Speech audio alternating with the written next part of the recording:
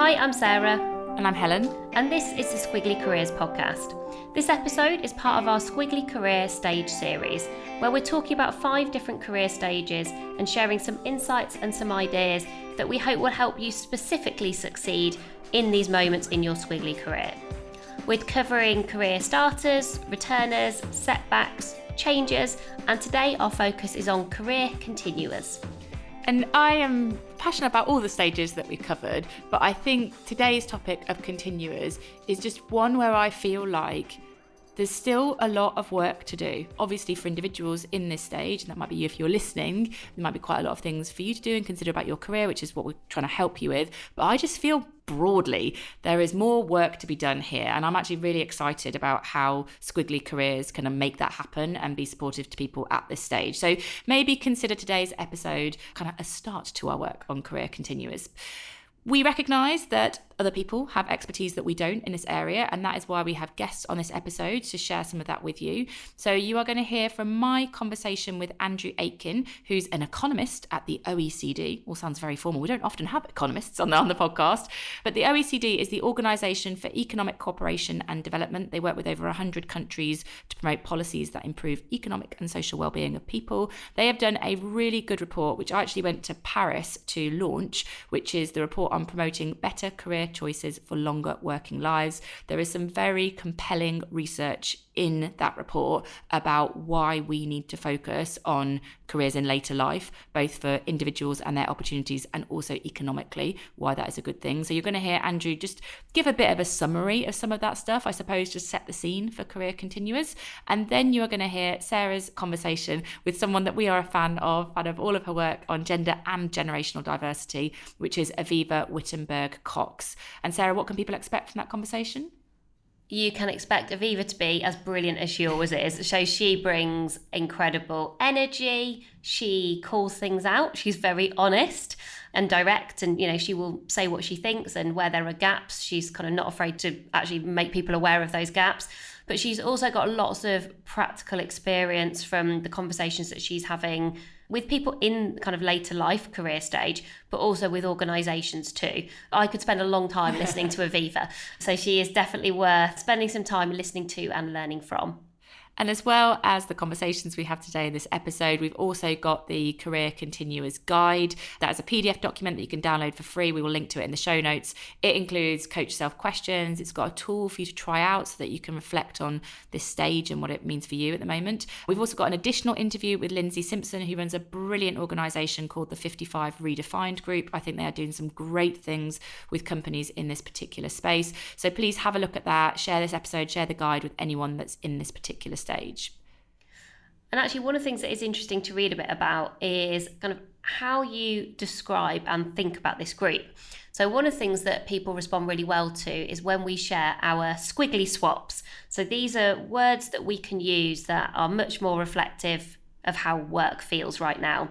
So rather than saying, careers are about ladders, they're about squiggles. Rather than saying they're about titles, they're about talents. And actually, this was an episode where we did find it quite hard to come up with how do we describe this in a way that feels like people will recognise it? And we kind of gone with continuers, but I think it was our best attempt rather than one that we felt was a right answer. Because this idea of referring to people as older workers, I think certainly for me, makes me quite uncomfortable, because I don't think people will find that particularly motivating. Yes, you might be older than you were before, but do you really want to be described in that way? And at what point do you become an older worker? Is that when I'm over 45, over 50, over 55, over 60? It's like, Andrew will talk about it, but by 2050, 1 in 5 people will be over 65. Is that an older worker? I just feel like that doesn't fit this stage. Yeah, and quite a few people actually got in touch with me about ageism and feeling like they have experienced discrimination because of their age when they've been applying for roles, maybe because people are making assumptions about, I don't know, how good they are at technology. And people are actually saying, well, I'm really good at it. Or why would you want to do this job? Because you've been maybe more senior in the past, but you perhaps don't want to be leading a big team now, or you want to work in a different way. But then people sort of second guessing almost like your motivations and what's in it for you, and that making it then much harder to get an interview or to kind of get the roles that you're looking for. So it feels like there's a real kind of disconnect between actually when I have spoken to people in this stage of their squiggly career, what they are saying to me, which is not often that different from any other stage. For some of those people, they will want to, progress by changing careers. For some of them, they want to develop their specialism. So I feel like the career conversation questions that you have with people at every stage in their squiggly career might be the same. Actually, it's kind of age agnostic, but maybe how you answer those questions does change as you get older, but almost the point at which they change is going to be really individual. So for some people, you might get to 50 and nothing might change about your answer to those questions for another 10 years. For other people, maybe that will be a real tipping point to thinking, I don't know, I do want to do something different, or I want to work in a different way. And this idea that we can sort of categorize people by, oh, well, when you're 50 to 65, you should be thinking this. Yeah, you kind of go, but we would never say that about any other age.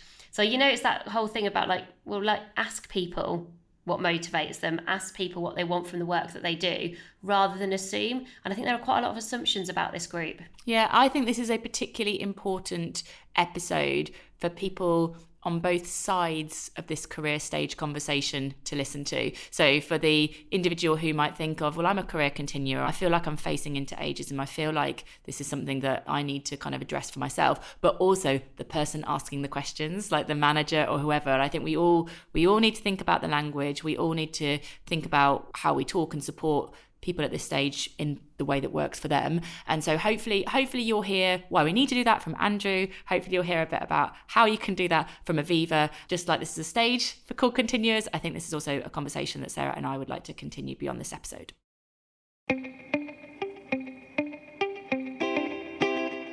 Andrew, welcome to the Squiggly Careers podcast. Hi, Helen. Good to be with you. I'm really glad to have an opportunity to talk to you about later life careers and to get your perspective, because I've personally found the research that the OECD has done in this space, I found it to be the most specific and the most useful research that I have seen. So I'm really happy that we're going to get an opportunity to dive into it a bit more deeply now with our audience. Maybe let's start with a sort of big question to begin with, which I think some people might think, oh, Helen, we know the answer to this, but I'm really, really interested to hear it from your perspective and with the research as well. Why is it important for individuals and organisations to focus on later life careers? Well, it's important because older workers represent an increasing share of the labour market. So by 2050, it's projected that 1 in 6 workers will be over the age of 65 on average across OECD countries. And of course, with declining birth rates, there are fewer younger workers to replace retirees. And on top of that, you've got a lot of businesses which are facing skill shortages and worker shortages. So obviously keeping mid to late career workers, so roughly this is sort of 45 plus, engaged fully in the workforce can obviously help fill this gap. And the other thing, of course, is that experience matters. So we know that older workers often bring stability, institutional knowledge, networks, and also mentoring potential, which can really benefit companies. So there's a very strong business case for focusing on mid to late career workers. And also many people will need or want to work beyond traditional retirement ages. So for some, it's going to be driven by the need to move away perhaps from work that's physically demanding or mentally demanding, while for other people, it might be just due to changing preferences or changes in health status or caregiving responsibilities, for example. It's really crucial for governments, employees, and social partners to rethink work structures, which historically have tended to be quite linear. You do your education, then you work, then you retire, and that's changing.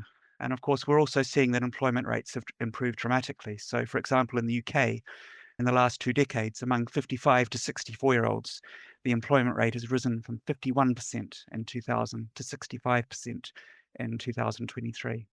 And even more dramatically, it's gone up at ages 65 to 69. So the employment rate has more than doubled from just 11% in 2000 to 26% in 2023. So we're not talking about something that's going to happen in the future. It's already happened, right? So mid-career and older workers are taking up a increasing share of the workforce.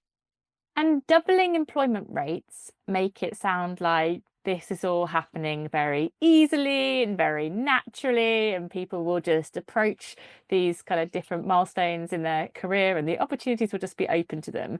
But in reality, a lot of people that I talk to don't find it that easy. And I wondered if we could just sort of talk about the sort of the reality for people who might be approaching this particular stage in their career, and what are some potential challenges they might be faced with in the workforce today, and what they can do in response to them. There's definitely a lot of challenges. So, I mean, an obvious one is age discrimination, which remains persistent.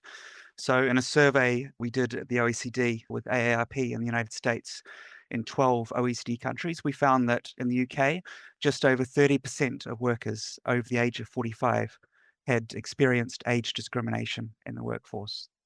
Okay, and it's not just about hiring, it's also about opportunities for training, for example. So mid to late career workers are more likely to be overlooked for training opportunities for promotion, for example.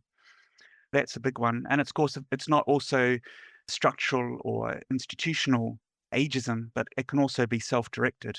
And this is also related to declining confidence in job search. So as people get older, they tend to be less confident in looking for jobs. They maybe haven't had much experience because they've maybe been in one job for quite a long time. And so they're not up to date with, the latest tools and things for actually finding work. You can also have self-directed ageism, which is also important to take into account. So at an individual level, I think raising awareness of how these ageist narratives can shape perception is important. That really feeds into just broader discussion that we have in public in terms of the media, stereotypes and things about age, which so it's not just about what happens in the workforce, but broader societal discussion is also important for that. And I'm just thinking about the sort of role of being an advocate or even an activist in this type of career. It's almost like there's a tension between that would take a lot of confidence, and your point is actually some people at this stage don't have the confidence. So the sort of need to become an advocate and an activist at the same time as I'm not really feeling very confident about making this change. It's quite interesting. I just wondered whether, the role in a community, feeling like I'm not making this change on my own. I'm connected to a group of people who are also part of this career stage and trying to create more opportunities, whether you'd seen anything in like the role of communities and how that could contribute to people. Yeah, that's important. We do see in survey responses that we've done that often people are looking for information on opportunities and also just support to actually make changes.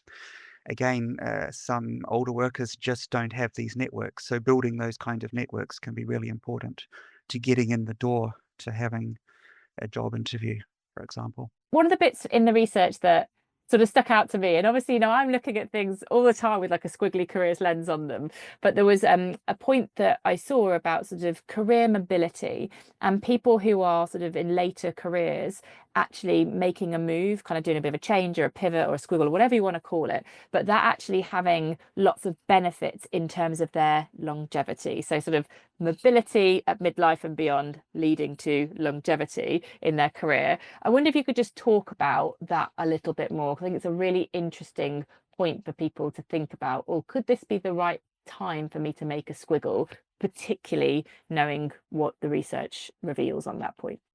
I mean, when we look at people who have actually changed jobs or changed career and can compare what happened to their wages or characteristics of their work, like job satisfaction or different aspects of their working conditions, then we do tend to find they do improve. We're not saying anything causal about this, just an association, but generally we do see that there is an improvement. So that's encouraging. You tend to see much smaller wage gains compared to younger age groups. I mean, obviously at younger ages, people are just moving around, finding a better fit. You tend to see bigger wage gains at the lower end of the age distribution compared to older workers, but we still do see them. I mean, in this research, we're not advocating that everyone should change jobs or change career. I mean, for many people, they're going to be happy where they are, and that might be best for them to stay where they are, and that, of course, that's fine. But we're just pointing out that with longer working lives, it's just more likely that people are going to have to change job or career, or want to change job or career later on in their life. And if I'm a manager or someone in HR who's listening to this and wants to create an organization that embraces later life careers and that supports people, what are some of the things that you think organisations should be looking at in order for that to happen? We've been talking to a lot of employers, and we're starting to see employers implement some really good programs, for example, around training programs targeted at mid to late career workers. Also, in the area of age discrimination, there's some really good toolkits. So in the UK, the Centre for Better Ageing with CIPD has developed a toolkit called Good Recruitment for Older Workers, or GROW. So that really gives some best practice in terms of what to do in terms of advertising for jobs and so on, so that the language, for example, is age neutral. So these kind of really practical tools is out there. And as I say, targeted training programs. I mean, often employers overlook, or they think that older workers are, because they're older, that they're going to leave the workforce. But of course, actually, there's a good chance that a 50-year-old is going to be around in the labour market for another 15, 20 years. So whereas actually younger workers tend to move around more. So often that doesn't really make sense. Really trying to tap into the potential of older workers is really important. And research that the OECD has done actually shows that multi-generational workforces can actually improve productivity. So when you have younger workers and older workers working together, this actually improves productivity. As I said at the beginning, I mean, this is already the workforce that they have. So the workforce of the future is already in their workplace now.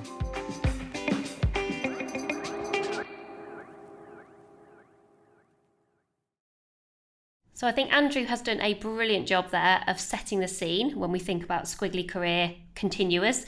And I do think this idea of retirement is one that's probably been around for a while. I remember reading a really good Harvard Business Review article from Tammy Erickson called that, Retiring Retirement, 10 or 15 years ago. It's like 2004, that article, I think. Is that how long it is? And I remember learning and thinking, I can really see why that's changing from a actually financial perspective. People will work for longer, but also meaning and motivation, like people want to keep working, but probably in quite a different way.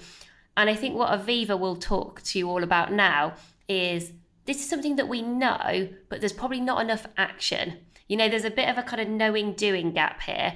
And I think what she is really trying to prompt and provoke is going, we've got to start doing things differently now. We can't wait for other people to solve this problem for us. And if there's anyone who's going to pioneer and champion change, I think Avivah is a good place to start. Avivah, thank you so much for joining us on the Squiggly Careers podcast. I'm really looking forward to our conversation today. Always a pleasure to be with you. So I was reading on your LinkedIn profile, you have a great statement where you say, careers used to be a 30-year sprint and now they're a 50-year marathon. And I was thinking, I can't work out whether that's motivating on a good day or demotivating maybe on a bad day. I think it depends on your age, how Maybe. you live that thing. The younger you are, I think the harder that is to hear.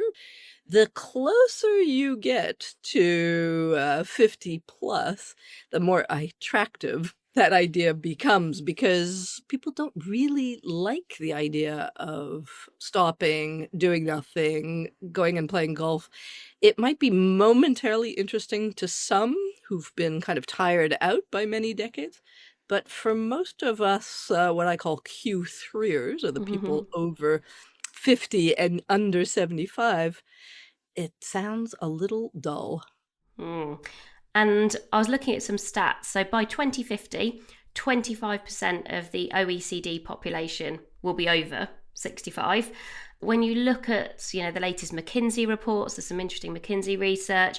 You look at the work of somebody like Tammy Erickson, who actually I came across like years and years ago, where she kind of wrote this article for Harvard Business Review on retirement, this idea of there just won't be this line in the sand in the same way anymore, where you aimed for an age and exactly at that age you stopped, and then kind of your life flipped into something very different. So if we've got people listening and maybe they are in that Q3, as you kind of describe it, what are some of the questions you would encourage people to be asking of themselves about kind of their work and their career? Because my assumption is your work will look and feel different at that time, perhaps than what you've done before. But I think this idea of, but it will just stop, that seems to be the thing that we're kind of moving away from for some very good reasons. There's lots of benefits to continuing to work, whatever that looks like. There's lots of benefits, and we will have no choice. Let's talk brutally honestly. The demographic changes that you're pointing to is basically we're shifting from a human pyramid, where for all of human history, we've been a few old people and a mass of young people basically financing our pensions, to a complete square. So the pyramid's gone. We're now a square where we're generationally balanced. The workforce is actually going to be 50% over 50, 50% under the age of 50. That's a very different ballgame. And the younger people wake up to the fact that we cannot retire. Our pension systems will not last. Governments can't say that and continue to be elected. So that there's this ridiculous truth that everybody in the pension space knows is we do not have the financial wherewithal to retire at the ages our parents might have. Wake up. I mean, it really is a slightly terrifying thing. We're not ready. We don't really know that. It's not being said very clearly. And the earlier you know that, it's even better if you understand that at 20, because it means you can then pace yourself and start saving and preparing for these marathon lives and careers where, yeah, you can have multiple careers. We have this idea that we have one career, and 20-year-olds are desperate to find out which one is the right one. There is no right one. We are multiple, multifaceted, multi-talented. These new longer careers, hopefully, on the upside, just giving you the really dark downside, the upside is that we can do and be many things over time. And I think we can try our hands, and young people already are. They've got side hustles and multi-potentiates, in the language of one of my young friends. And that's great. I think we will have richer and more varied careers and developments than we used to.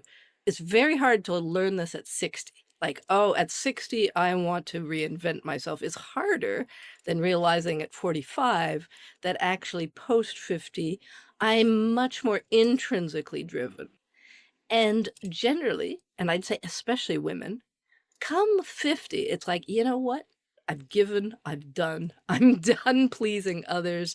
I am now going to listen to my own motivations. What do I want to become when I actually grow up?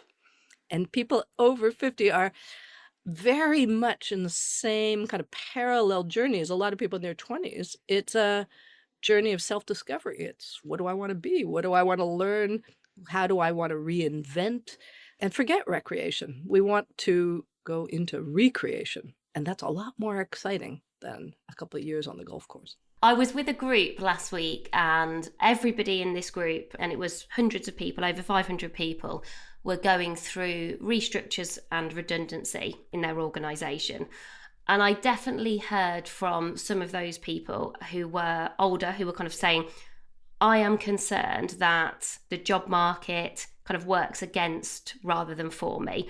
People don't want to hire me because I am older. And actually what I was kind of hearing from those people was not a lack of confidence in themselves, in their skills or in their ability to use tech. You know, they were often, these things are much more mindset in my experience than they are to do with your age. But their worry was how they were going to be seen by other organisations, kind of the judgment that might come their way because they're not in their 20s or kind of in that mid period of where you're really kind of going for it maybe in your career. I just wondered what your observations were more from a company or an organisation perspective. And are you seeing organisations thinking more innovatively and kind of proactively about this idea of a balanced workforce? Not yet. So early days, right?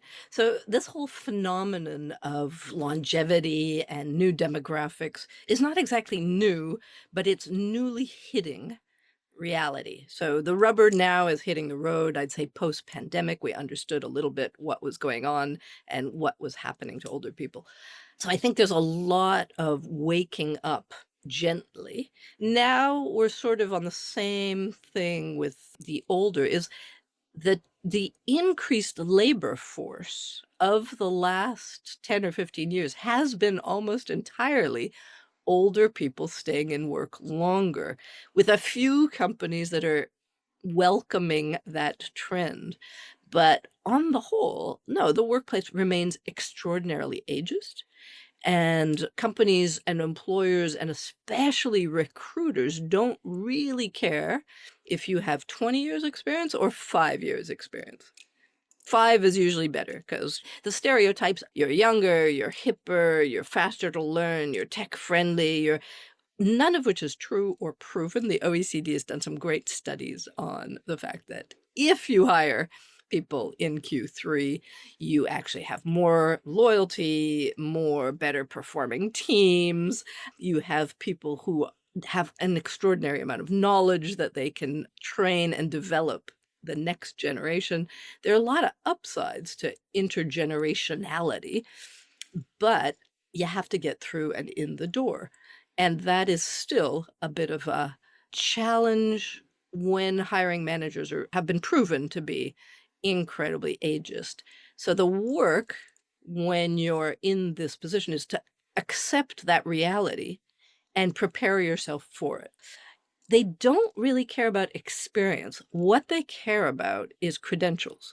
So show that you're open to learning, that you're open to tech, do the AI course, do the upskilling, do the certification, even if it's just stuff on LinkedIn Learning it doesn't have to be you have to go back for an engineering degree of 5 years. You have to be able to demonstrate, just to overcome stereotypes, that you are open to learning, open to technology, very willing to adapt, and very skilled at doing so.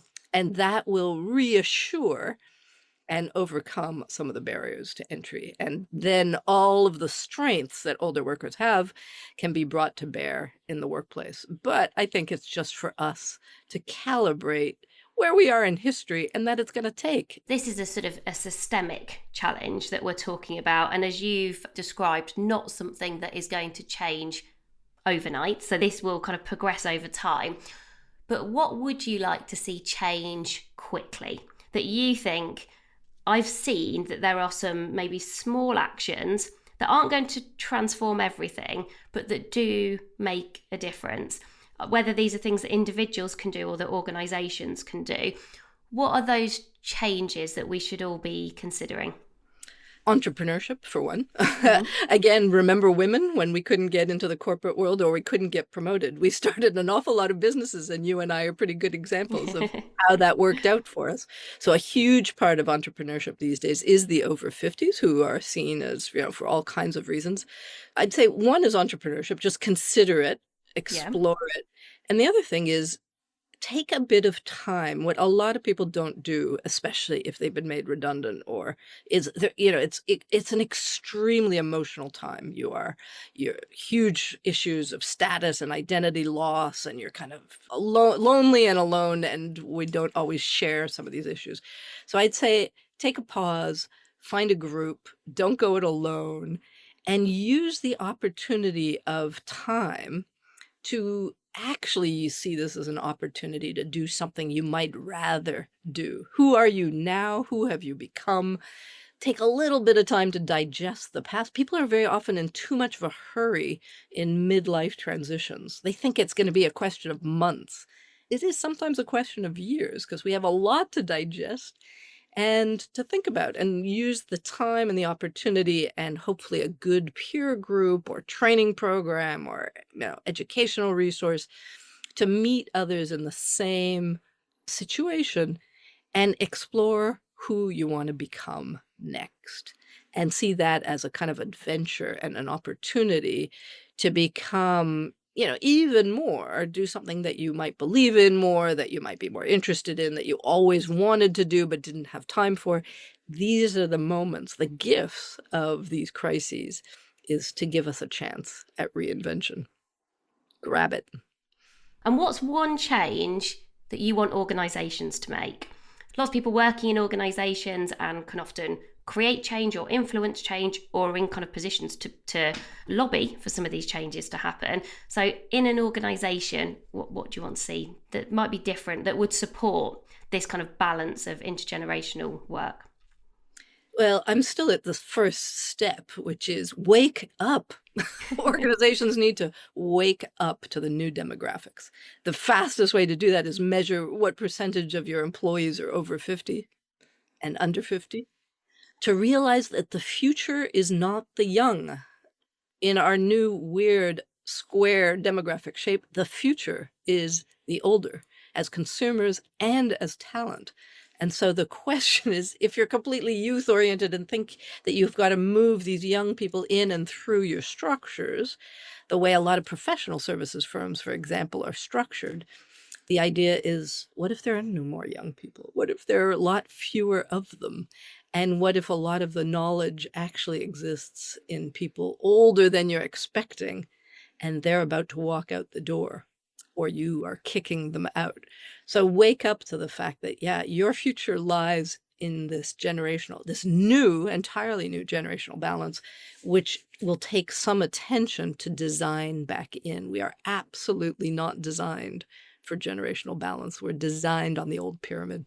And if you want to see that very starkly, I was actually reading the McKinsey report that we'll put in the toolkit to support this podcast. And they have done the diagrams. That's a pretty dire one, isn't it? Yeah, and they show how the pyramid is sort of reversing, and they show different kind of countries, but in every place across the world, the shape is changing. And I think the simplicity, we often talk about the metrics that matter or kind of measure what matters. I think the simplicity of your recommendation of going, well, just what percentage are under 50 and over 50? I think that's something that every organisation would have that data readily available, whether they're choosing to use that data or choosing to share that data. But I think that's also a brave thing for organisations to do. Like you said on gender, before you had to do it, there were those organisations that were like, well, we're choosing. We're not being made to do this, but we're going to choose. And we might not be where we want to be today, but actually by choosing to share it, you show that you are giving it the attention, exactly as you've described. And just to add, because some companies will do that on the talent HR side, you also want to do it on the consumer side, because what companies, even more on the consumer side, they're youth-addled and youth-focused, when all the assets, all the money, all the purchasing power is in the over 50 Q3 client.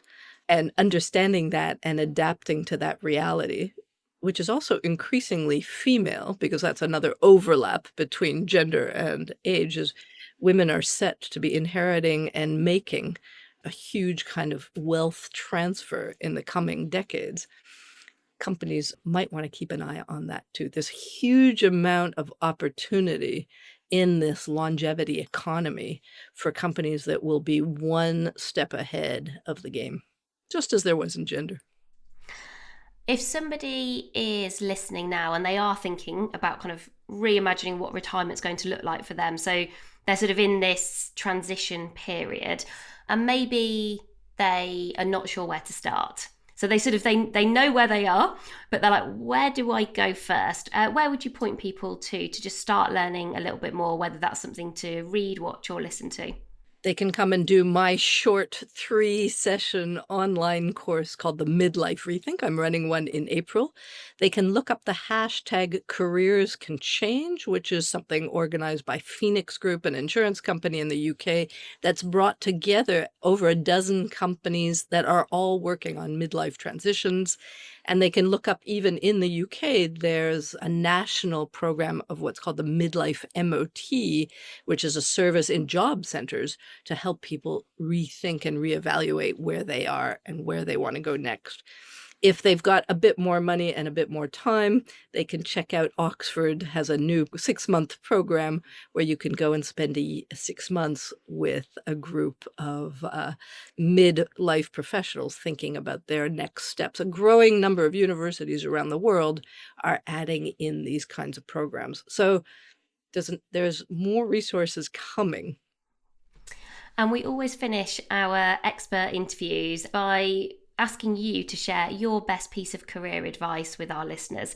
So these could be your own words of wisdom or something that someone has shared with you that's just really stuck. My usual career advice is listen to everybody, read everything, and then ignore it all and do what your gut tells you. I like that. Sort of stay curious and then true to yourself at the same time. Thank you so much. And we always love talking to you and love following your work. My pleasure, Sarah. Lovely to be with you.